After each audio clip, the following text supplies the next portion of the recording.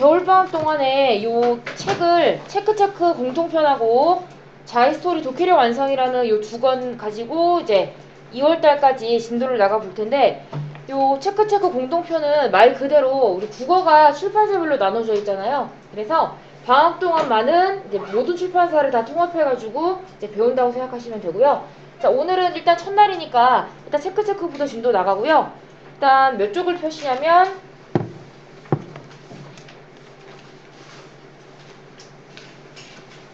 8쪽부터 진도 나가 볼게요.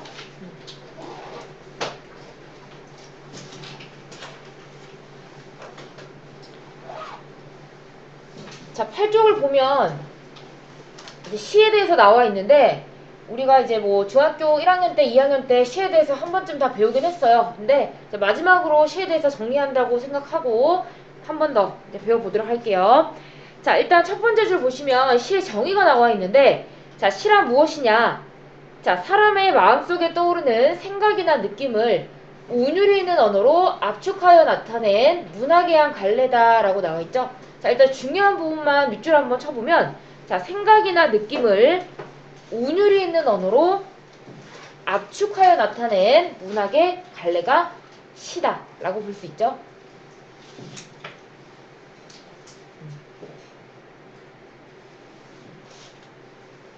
자, 모든 문학이 그렇지만 자신의 생각을 그리고 자신의 느낌을 나타내는 글이고요. 그 다음에 또 중요한 게 바로 이 운율이죠.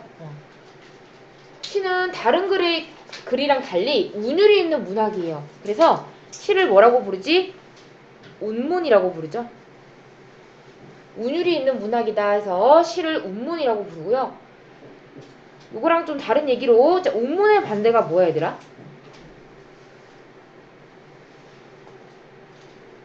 소설이나 수필 같은 글들을 뭐라고 하죠? 행과 연의 구분이 없는 글들.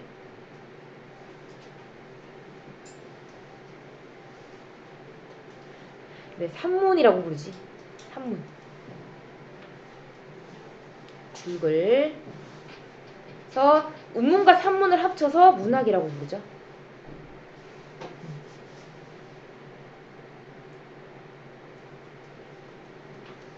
나중에 이제 시가 다 끝나면 이제 소설 그리고 수필 배우게 되겠죠.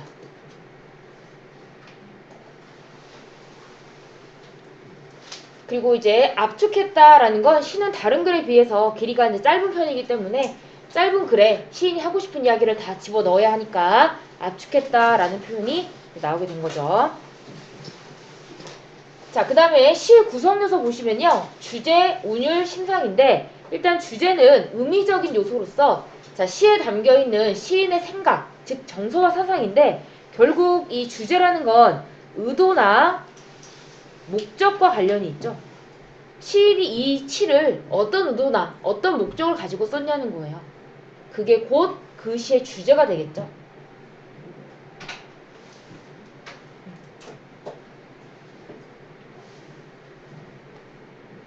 왜? 이렇게 맞는데? 자, 두 번째는 운율은, 자, 음악적 요소로서 방금 얘기했듯이 시에서 가장 중요한 부분 중에 하나인데, 자, 시를 읽을 때 느껴지는 말의 가락 혹은 리듬, 운율, 요 세 개가 다 같은 말로서 운율은 중요하기 때문에 뒤에 가서 또 다시 보게 될 거예요. 자, 세 번째로 심상. 심상은 회화적 요소인데, 회화는 미술의 한 갈래예요. 그래서 시를 읽을 때 우리가 글자를 읽는 거지만 마치 뭔가 마음속에 사물이 떠오르는 것 같은, 그래서 심상의 다른 말은 이미지예요. 글자만 읽는 건데도 맛이 느껴지는 것 같다거나 냄새가 나는 것 같다거나 마치 소리가 들리는 것 같다거나 하는 것들이 심상이 되겠죠. 자, 그래서 우리가 대충 이렇게 주제와 운율과 심상이 시의 구성 요소다 하는 걸 봤는데, 그럼 시랑 과연 어떤 특징을 갖고 있느냐? 자, 첫 번째로 시는, 자, 세련되고 함축적인 시어를 사용한다 했는데, 세련되다는 건 우리가 일상적으로 쓰는 말이 아니라 밑에 옆에다 쓸까요? 일상어랑 반대되는 말이에요. 그러니까 조금 더 일상어를 다듬었다고 보시면 돼요. 그리고 함축적인, 즉 하나의 단어에 여러 가지 의미를 내포하고 있는 그죠? 그런 걸 이제 함축적인이라고 하죠. 함축적인 시어를 사용하는 것이 시의 특징이고요. 두 번째로 읽을 때 방금 배웠죠? 말에 가라. 이게 이제 운율이었죠?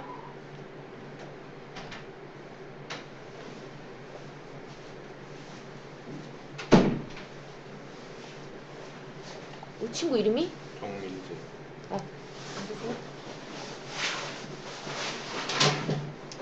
그리고 마음속에 다양한 심상, 즉 이미지가 떠오르는 것이 시의 특징이 되고요. 마지막으로 자, 시에는 시적 화자라는 것이 존재해요. 시에서 말하는 이인데 이 시적 화자를 내세워서 시인이 말하고자 하는 바를 조금 더 효과적으로 내세워요. 자, 이 3번이 어떻게 보면 이제 중요한 부분이라서 밑에 보시면 시적 화자에 대해서 조금 더 자세하게 설명이 되어 있죠. 그래서 2번에 별표를 붙일게요.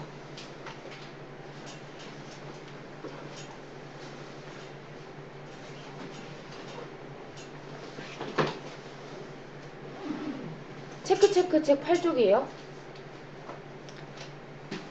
자, 시적 화자가 무엇이냐? 일단 시적 화자 정의 보시면 자, 시 속에서 말하는 이로써 시인이 자신의 생각이나 느낌을 조금 더 효과적으로 드러내기 위해서 시 속에 내세우는 인물, 사물, 나아가서 동물, 곤충 다 될 수 있어요. 시인이 설정하기에 따라서 시적 화자는 여러 가지로 나눌 수가 있는데 일단 효과는 나중에 보고요. 밑에 유형부터 먼저 볼게요. 자, 첫 번째 유형은 자, 화자는요. 시인 자신인 경우가 있어요. 그러니까 결국 시인과 화자가 동일 인물인 경우가 있는 거죠. 자, 대표적인 시인이 바로 윤동주라는 시인인데 혹시 윤동주 시인 들어본 사람? 워낙 뭐 유명한 시인이니까 들어봤겠죠. 그죠? 자, 윤동주 시인은 이제 시에서 자기 이야기를 하기로 유명한 시인이에요. 그럴 경우에는 화자가 곧 자신이 되겠죠. 그래서 이런 시는 대부분이 자기 성찰 혹은 자기 반성 요런 내용을 주제로 한 시를 쓰게 되겠죠. 결국 나의 이야기를 하는 거예요. 그래서 윤동주의 어떤 시를 보면 소재에 거울이 나온다던가 아니면 우물이 나온다던가 이런 시가 있어요. 그래서 거울을 보면 내가 보이고 우물을 보면 내가 보이죠. 그래서 자기 성찰을 하게 되고 자기 반성을 하게 되는 거예요. 자, 그 다음 두 번째 경우는 시인이 아닌 다른 인물인 경우예요. 자, 그러면 시인이 아닌 다른 인물인 경우는 또 다시 세분화해서 나눌 수가 있는데 첫 번째 경우가 성별이 다른 경우가 있을 수 있죠. 예를 들어서 시인은 남자인데 화자가 여자인 경우가 있을 수 있지. 자, 우리 화자를 여자로 내세웠을 때 얻을 수 있는 경우 화자를 여자로 내세웠을 때 얻을 수 있는 효과가 뭘까요? 우리가 지금은 이제 뭐 남자 여자의 어떤 그 이미지가 조금은 이제 모호해졌다고 하지만 예전에 어떤 남자와 여자가 가진 어떤 그 고정된 이미지를 조금 더 생각해 본다면 여자는 어떤 이미지가 좀 강했어요? 집안일? 뭐 그럴 수도 있고 또 여자는 주로 이별하는 내용 그랬을 때 훨씬 더 여자는 약간 가녀린 이미지가 강하기 때문에 이별할 때 더 이별을 애처롭게 더 슬프게 나타낼 수 있겠죠.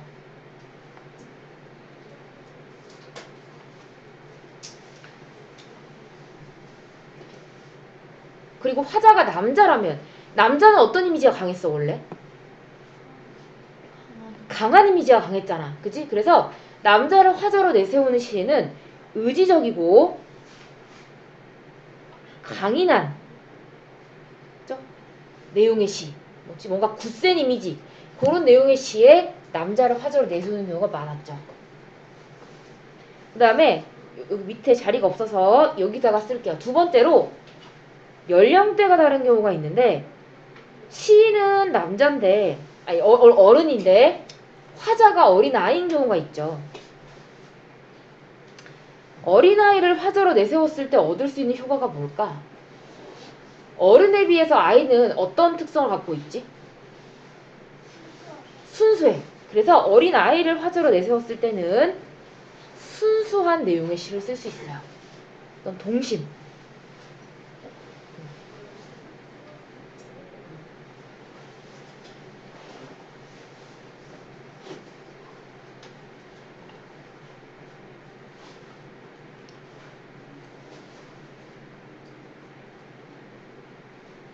그 다음에 이제 세 번째 경우가 사물.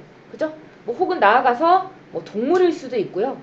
그 다음에 우리 지금 여기서 그 2학년 때 미래인 출판사 배웠던 친구들 같은 경우는 귀뚜라미라는 시 배웠죠. 곤충이 화자인 경우도 있고요. 그 다음에 여기서 천재 박교과서 쓴 친구들은 딸기라는 시 배웠죠. 딸기가 화자인 경우도 있어요. 과일이 화자가 될 수도 있어요. 그래서 시인이 설정하기에 따라서 뭐 사람이 될 수도 있고 사물이 될 수도 있고 동물이 될 수도 있고 심지어는 과일이 화자가 될 수도 있다는 것.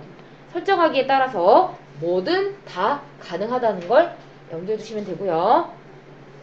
자, 그 다음 두 번째 보시면 요거 오타인데요. 시 속의 시인이 아니라 요거 화자로 바꿀게요. 시 속에 화자가 직접 등장할 때도 있고 그렇지 않을 때도 있다. 이렇게요.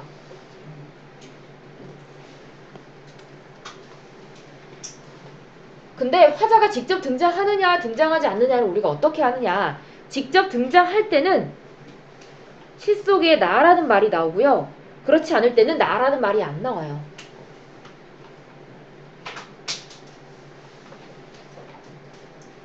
자, 우리 요거를 밑에 시 두 편을 통해서 한번 비교해 볼게요.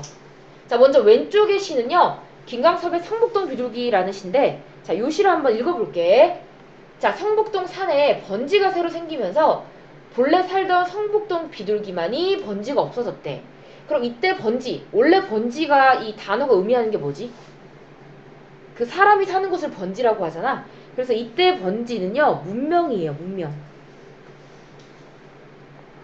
성북동 산에, 즉 자연에 문명이 새로 생기면서 성북동 비둘기만이 번지가 없어졌다 했기 때문에 성북동 비둘기가 의미하는 건 자연이야. 그러니까 결국 문명이 어떤 개발이 되면서 자연이 파괴되었다, 이런 내용의 시예요. 그래서 새벽부터 돌 깨는 산울림, 그러니까 산을 이제 허물어야 되잖아. 그래서 이 비둘기의 가슴에 금이 갔다, 이런 얘기예요. 근데 지금 우리가 이 짧은 요 시 안에 나라는 말이 나와요? 안 나오죠. 그래서 밑에 보세요.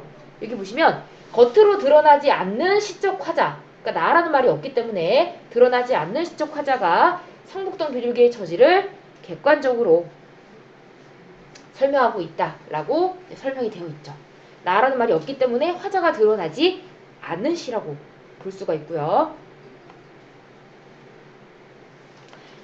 그 다음에 오른쪽에 나와 있는 기영도의 엄마 걱정은 요거 천재 과학 교과서 쓴 친구들은 아마 봤을 텐데, 자, 열무 30단을 이고 시장에 간 우리 엄마 안 오시네 해느시든지 오래 나는 찬밥처럼 해서 여기 나라는 말이 지금 나와 있죠. 이 나가 바로 화자예요.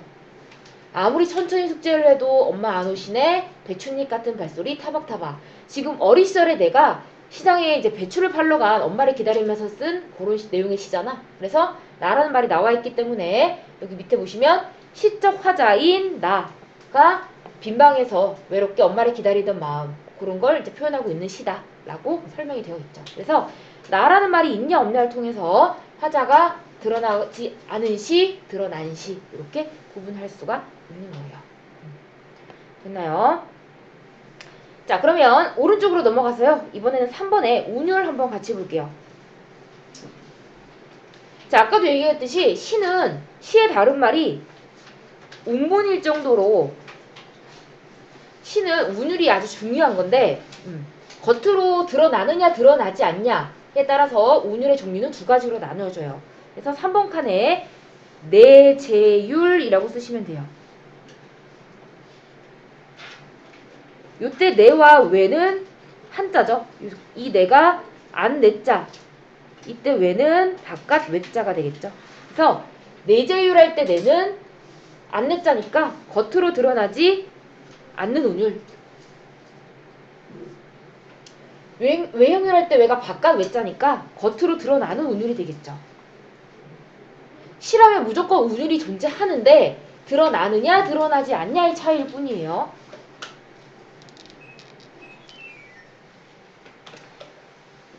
그래서 내재율 같은 경우는 은근하게 느껴지기 때문에 주로 형식이 자유로운 자유시에서 많이 쓰이는 운율이고요.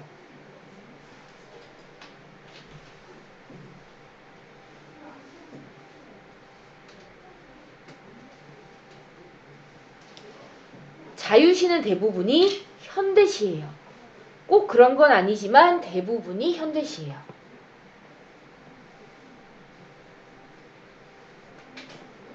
반대로 외형률은 누가 봐도 딱딱 끊어서 읽을 수 있거나 글자 수가 반복되거나 하는 겉으로 뚜렷하게 운율이 드러나기 때문에 형식이 정해진 시에서 주로 나타나는 운율이에요. 형식이 정해진 시를 정형시라고 부르죠.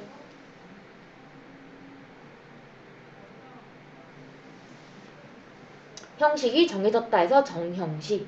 그리고 대부분의 정형시는 고전시예요.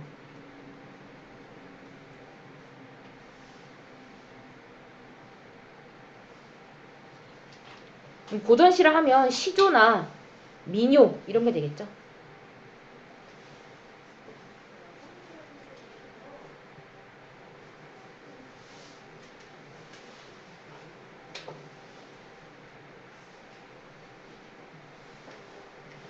자, 운율은 아까 운율의 다른 말이 리듬감이었잖아.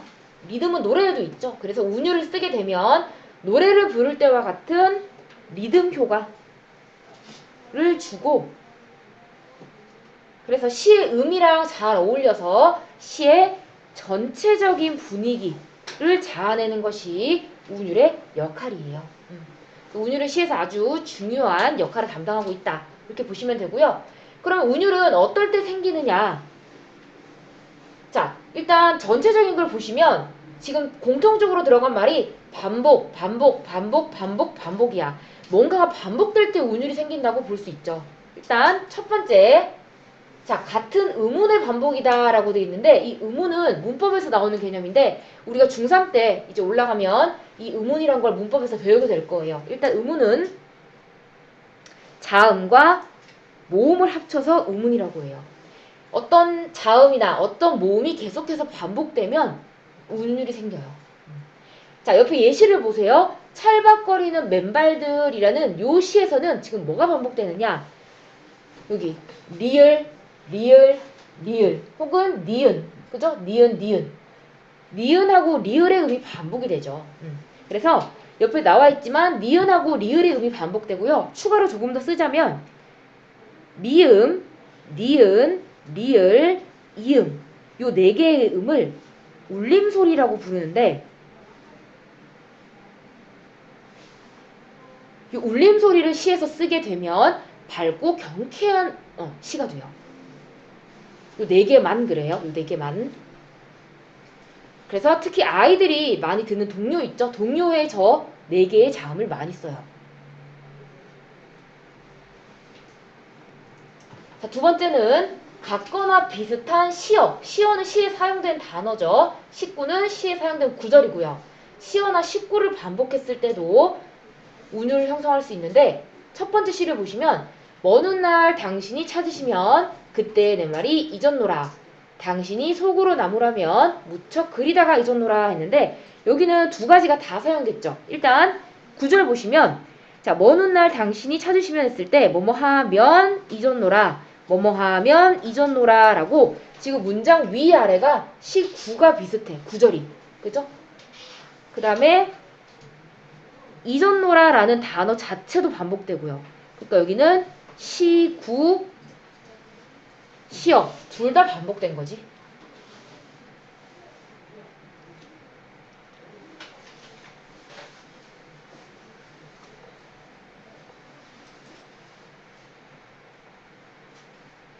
그리고 두 번째 투명한 신발, 벌거벗은 임금니 신발. 요거는 이제 시어만 반복이 된 거고요. 신발이라는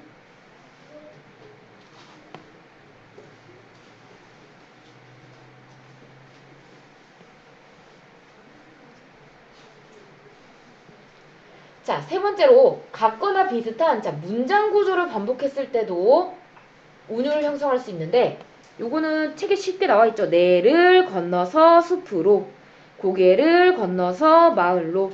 지금 여기 가운데를 기준으로 앞뒤의 문장 구조가 비슷해요. 이럴 때도 운율이 형성할 수 있는데 결국 같은 위치에 지금 같은 단어가 쓰인 거죠. 그래서 이런 걸 위, 율이라고 불러요. 음이율. 같은 자리에 같은 단어가 반복된 거야.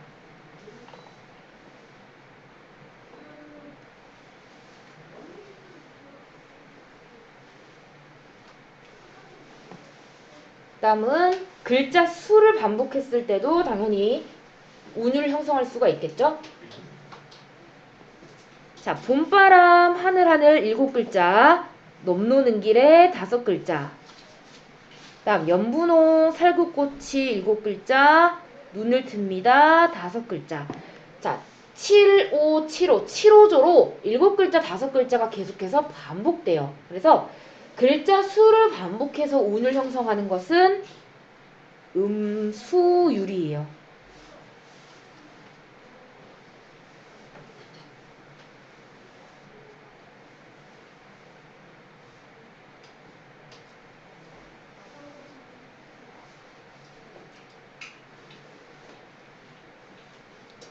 자, 그리고 끊어있는 단위, 시에서 끊어있는 단위를 음보라고 하는데 옆에는 시조가 나와 있어요. 시조는 무조건 4음보인데요. 한 줄을 4번 끊어읽으란 얘기야.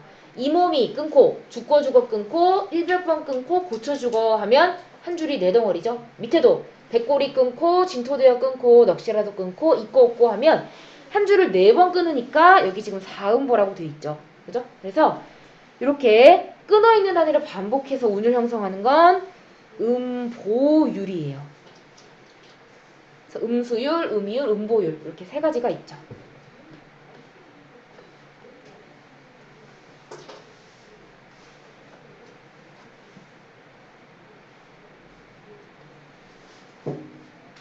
자, 마지막은 소리나 모양을 흉내낸 말을 사용했을 텐데 일단 소리를 흉내낸 말을 우리 뭐라고 부르지? 의성어. 모양을 흉내낸 말은 의태어. 그래서 이 둘을 합치면 음성 상징어.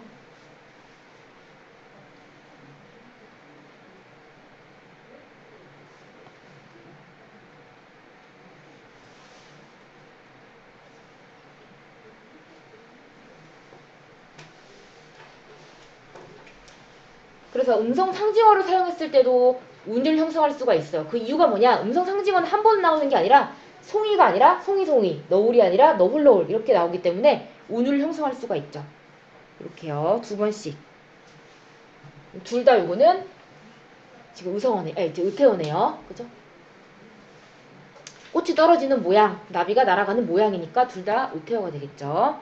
자, 그래서 이런 식으로 이제 운율을 형성하는 방법을 쭉 봤죠. 됐나요? 자, 그러면 일단 밑에 반어 역설 풍자는 오늘 안 할 거예요. 자, 지금은 뭘 하냐면 여기 옆에 보시면 핵심 체크 문제 있거든요. 1, 2, 3, 4 하고 옆쪽에 5번 하고 6번까지만 풀어보세요.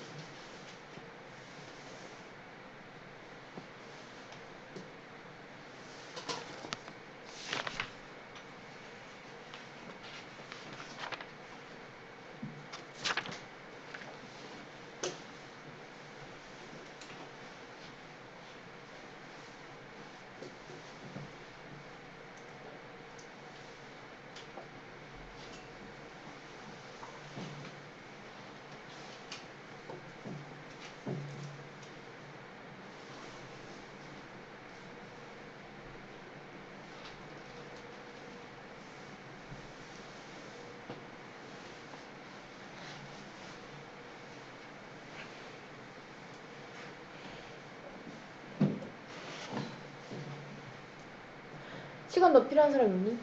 답 맞춰볼까?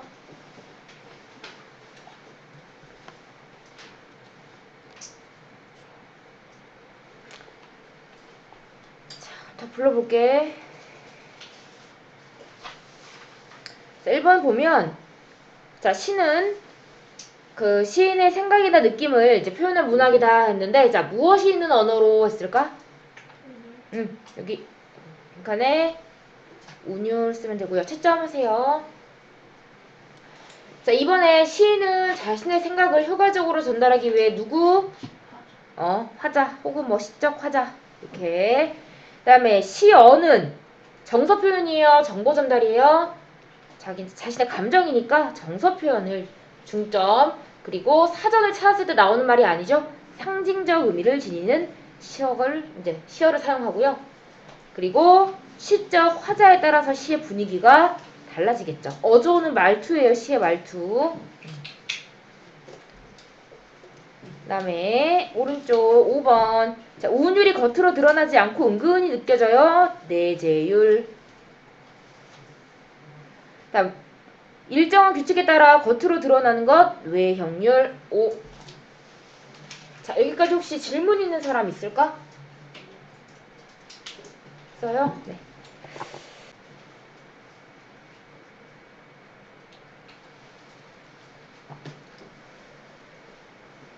자, 이어서 볼까요?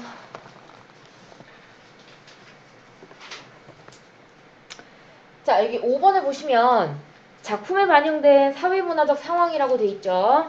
우리가 어떤 작품을 읽을 때는 그 작품에 어떤 사회적 문화적 상황이 반영됐는지 파악하면서 읽는 것도 중요한데, 그 문학 작품과 사회 문화적 이제 상황의 관계를 파악하는 일단 그 방법을 보시면, 자, 예를 들어서 어떤 사회 문화적 상황이 있죠. 그 사회 문화적 상황이란 게 뭐냐면 사람들이 살아가는 삶의 모습 전체를 사회 문화적 상황이라고 하는데, 이제 그것을 작가가 이제 인식을 하게 되죠. 특정한 시대를 이제 살아가는 사람들의 모습을 통해서, 자, 9번 칸에 쓰시면 되죠. 주제.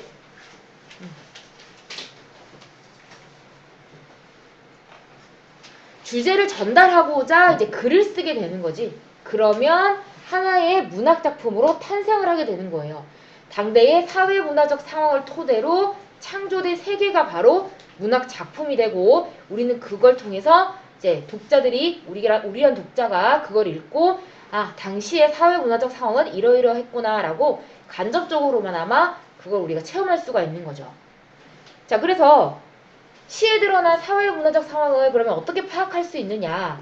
예를 들어서 시인이 살았던 사회문화적 상황을 고려해보면 되겠죠. 아, 이 시를 쓴 시인이 그 시대에 살았으니까 그 사회문화적 상황은 이러이러했겠구나 라고 추측해보거나, 두 번째는 시에 드러난 특정 시대만 나타내는 구체적인 시어를 찾아보는 거예요. 예를 들어 지금은 쓰이지 않고 그 시대만 쓰였던 시어들이 있을 거 아니야. 그런 것들을 찾아본다거나, 세 번째는 시어가 함축하고 있는 상징적 의미가 있다면 그걸 또 생각해 볼 수도 있고요. 아니면 시적 화사나 대상이 처해 있는 시적 상황, 예를 들어서 뭐 오늘 밤에는 뭐 바람이 분다 했을 때 그 밤이 의미하는 시어가 지금이라면 아무 의미가 없겠지만 일제강점기라면 또 의미가 달라질 수 있지. 그때 오늘 밤은 일제강점기를 의미하는 거니까. 그리고 사회문화적 상황이 드러나는 배경, 소재 이런 것들도 찾아본다면 우리가 조금 더 사회문화적 상황을 더 잘 파악할 수가 있겠죠. 자, 예를 들어서 그럼 시로 한번 알아볼 텐데, 자, 시문의 그날이 오면이라는 시예요. 자, 시문은 일제강점기 때 활동했던 시인인데요. 일단 저 옆에 있는 걸 빼고 요것만 읽어볼게. 자, 그날이 오면은 삼각산이 일어나 더덩실 춤이라도 추고, 뭐 일단 여긴 뭐 의법이 쓰였지만 그런 건 다 빼고요. 한강물이 뒤집혀 용솟음 칠 그날이, 이 목숨이 끊기기 전에, 즉 내가 죽기 전에 와주기만 할 양이면, 즉 와주기만 한다면 나는 밤하늘에 나르는 까마귀와 같이 종로의 인경을 머리로 들이받아 울리오리다 했어. 즉 내가 언제인지 몰라. 근데 그날이 오기만 하면 종로에 있는 종을 내 머리로 들이받고 싶대. 그 정도로 나는 그날을 뭐하고 있어요 지금? 오기를 바라고 있는 거야. 그러면 아까 얘기했듯이 시몬은 일제강점기 때 활동했던 사람이잖아. 그럼 일제강점기 때 바라는 그날은 어떤 날이야? 독립, 광복일 거 아니야. 그죠? 그래서 옆에 보세요.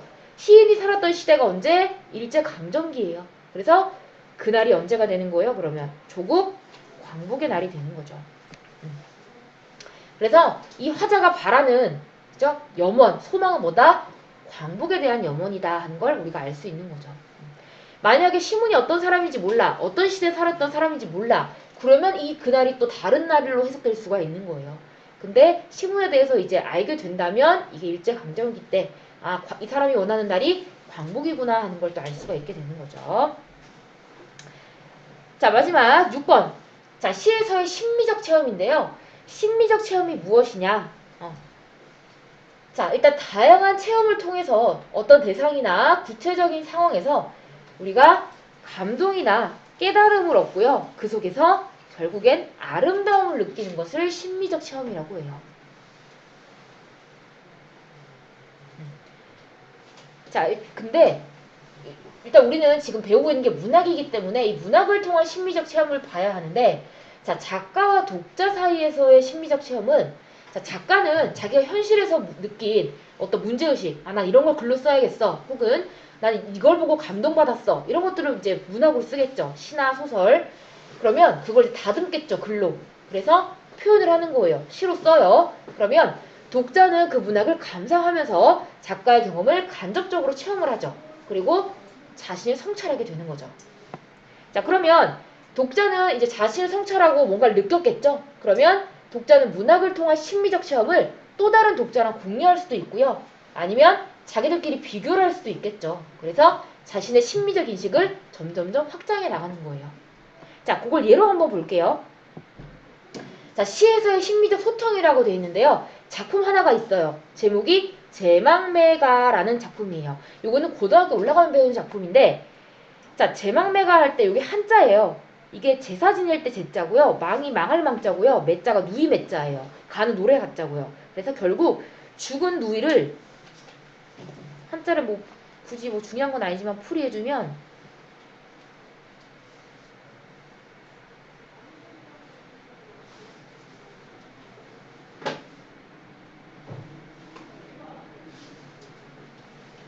그 죽은 누이를 추모하면서 부르는 노래란 뜻이거든요. 이 월명사라는 옆에 스님 그림 있잖아. 스님이 부르는 지은 노래예요. 그래서 그냥 간단하게 여기 작품에 대해 설명을 하자면, 어느 가을 이른 바람에 했는데 누이가 그 자기의 명을 다 살지 못하고 일찍 죽었어요. 우리 일찍 죽은 걸 요절이라고 하거든요. 어린 나이에 죽었어. 그래서 여기저기에 떨어질 잎처럼, 자, 같은 나뭇가지에 나고서도 했는데 같은 나뭇가지에 났다는 게 무슨 말이지? 같은 나뭇가지에서 우리가 태어났다. 한 부모 밑에서 태어났다 이거지. 한마디로 이제 누이다 이 얘기야. 근데 결국 우리는 한 부모 밑에서도 태어났지만, 그죠? 죽고서 가는 곳은 모른다 이 얘기야. 죽으면 우리 어디로 가는지 아무도 모르잖아. 그죠? 그런 내용의 이제 시인데요. 요 시를 읽고 이제 일단 시인의 심리적 체험을 먼저 보면, 월명사라는 스님이 썼다 그랬잖아. 누이가 이렇게 일찍 세상을 뜨다니 너무 슬프구나. 이걸 이 사람이 체험을 한 거지. 그래서 1번을 보면 작가는 현실의 심미적 체험에서 얻은 정서를, 자, 리듬감 있고, 리듬감이 약간 운율이었지. 함축적인 언어, 결국 리듬감 있고 함축적인 언어, 이게 바로 시잖아. 그래서 이 월명사라는 사람이 자신의 체험을 시로 지금 표현을 하게 된 거죠. 그지? 그래서 그럼 이제 독자는 뭐 해야 돼? 이 시를 읽어야겠지? 읽으면 뭘 느껴? 여기 두 개의 말풍선이 있죠. 첫 번째, 인간의 삶을 나무에 빗대어서 표현했잖아. 뭐 떨어질 이파리다, 같은 나무에까지 태어났다, 이런 건 다 인간의 삶을 나무까지 빗댄 거고, 그럼 여기에 누이의 때이른 죽음에 너무 슬퍼하는 화자의 모습을 안타깝다고 독자가 지금 느끼고 있지. 그래서 2번 칸을 보면 독자는 작품을 읽으면서 작가의 경험을 간접적으로 지금 체험을 하죠. 자기 누나가 죽은 게 아니잖아. 이걸 읽고 나서 간접적으로 느꼈지. 그리고 정서를 느끼는 심리적 경험을 하게 됐고, 3번. 독자는 또 다른 독자랑 문학을 통해서 얻은 감동과 깨달음을 공유하면서 자신의 심리적 경험을 점점점 확장해 나갈 수 있죠. 그래서 이런 것들이 이제 위에 보시면 나와 있는 심리적 시험이고요. 이제 이게 3학년 올라가서 배우게 될 아마 첫 번째 그 문학 단원에서 배우는 심리적 시험이에요. 요거는 모든 교과서에 공통적으로 있어요. 작품만 다를 뿐이에요. 자, 됐나요? 자, 일단 여기 9번, 10번 두 문제만 풀고 11쪽으로 넘어가 볼게요.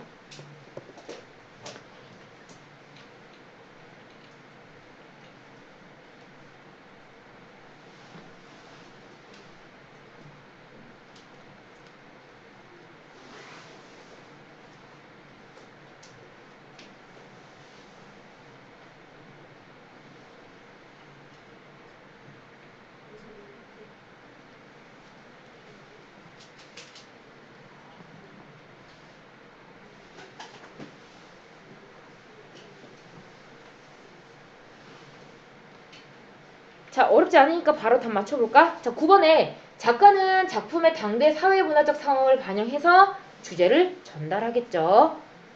10번 돈 벌러 간 아빠 계신 만주 땅 지돈가, 이건 지도인가의 줄임말이죠. 에서 시어 지도가 이 시의 사회문화적 배경을 드러낸다 했는데 이거 맞아요? 만주 땅 지도. 지금이야 뭐 우리가 만주로 돈 벌러 간 사람이 흔한가요? 흔하진 않잖아. 근데 그 당시에 언제? 일제강점기에는 그죠? 만주로 돈 벌러 간 사람이 돈 벌러 갔진 않았지만 뭐 어떻게 보면은 이제 만주로 이제 그 간 사람이 흔했지. 그래서 요 만주라는 만주 땅 지도 요에서 알 수 있는 건 그 뭐지? 시대적 배경 알 수 있어요. 그래서 요거 맞는 답이에요.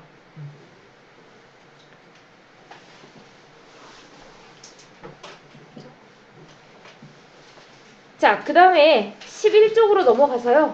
11쪽에 6번 있죠. 6번 우리 오늘 안 했거든요. 6번 빼고 8번까지 지금 바로 한번 풀어볼게요.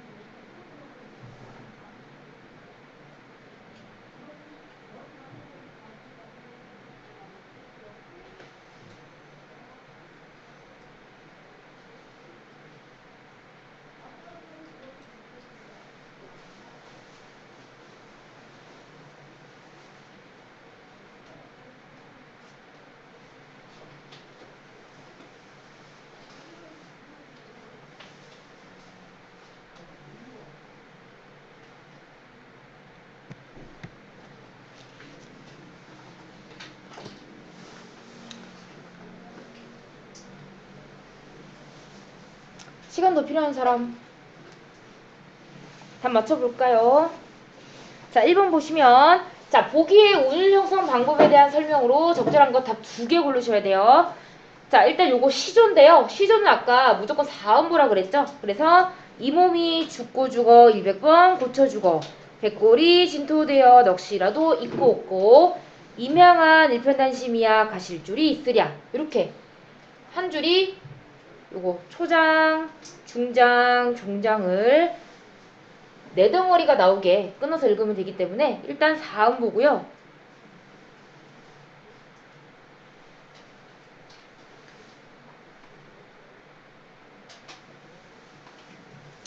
그 다음에 글자 수 보면 얘가 이 몸이가 세 글자고 죽고 죽어 네 글자, 세 글자, 네 글자예요.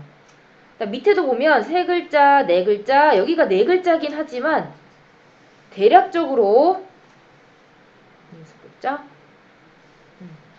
큰 틀이 세 글자, 네 글자를 유지하고 있어요. 대체적으로. 그래서 3, 4조의 음수율을 갖고 있죠. 그래서 4음보의 음보율과 3, 4조의 음수율을 가지고 있다. 그래서 정답 1번, 3번이 되겠죠.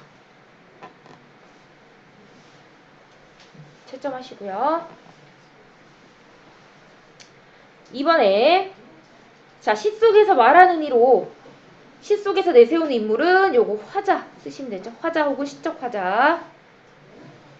그리고 3번 적절하지 않은 것은 했는데 자, 죽는 날까지 하늘을 우러러 한 잔 부끄러 먹기를 나는 괴로워했다 했으니까 요 나는 시적 화자가 되겠죠.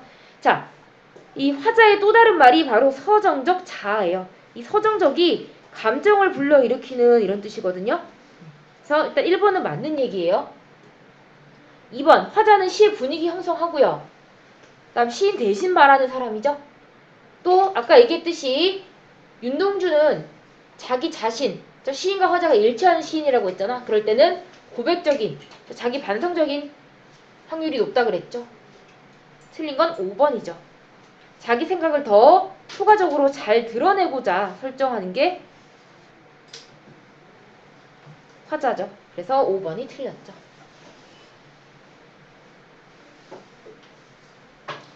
자, 다음 시의 운율 형성 요소를 보기에서 고르시오 했는데 1번에 서늘한 돌담에 달빛이 들어있을 때 여기서 자주 사용된 게 뭐예요? 반복된 건 리을이죠. 그래서 리을이 반복됐기 때문에 음운, 아까 리을은 자음이죠. 자음은 음운이기 때문에 기역이에요.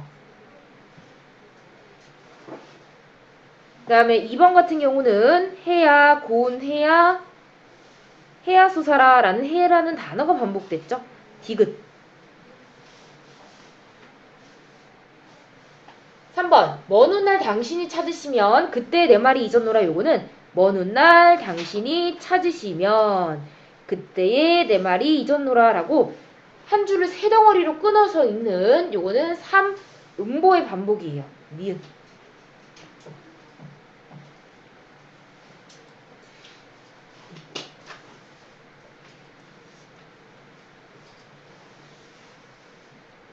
그 다음에 5번.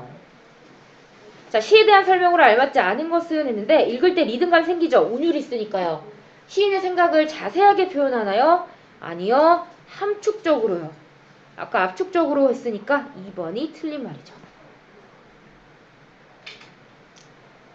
아까 5번은 세련된 말 쓴다고 했으니까 이것도 맞는 거죠. 자, 6번은 안 풀어도 된다고 했었고요. 자, 7번 볼게요. 자, 일제강점기라는 창작시대 고려했을 때 밑줄 시어의 상징적 의미로 알맞은 것은 했는데 자, 지금 눈 내리고 매화 향기 홀로 아득하니 네, 여기 가난한 노래에 씨를 뿌려라 했어. 자, 지금 눈 내리고 했을 때 자, 일제 강점기에 내리는 눈은 긍정일까 부정일까? 부정이야. 세모.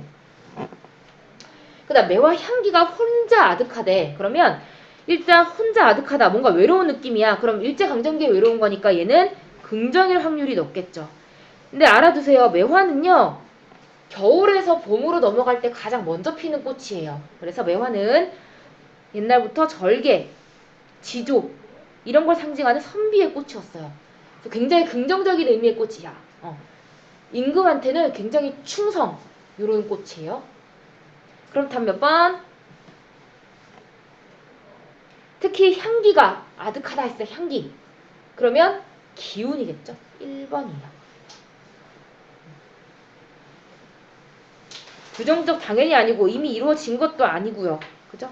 그다음 밝은 미래도 아니고 영웅도 아니겠죠. 정답은 1번이 되겠죠. 자, 그 다음 8번은 너무 쉬워요. 그죠? 시에 드러난 사회문화적 상황을 파악하는 방법이 아닌 거잖아. 근데 4번에 내가 살고 있는 거랑 무슨 상관이에요? 그죠? 4번이 틀린 답이죠. 자, 여기까지 질문 있는 사람? 없어요? 자, 없으면 우리 오늘 그 뒤에 김춘수의 꽃은요. 원래 여기까지 나가려고 했었는데 어제 반도 여기를 못 나갔어요. 시간이 생각보다 타이트하더라고요. 그래서 일단 꽃은 다음 시간에 나가고요. 그 비문학으로 바로 넘어갈게요.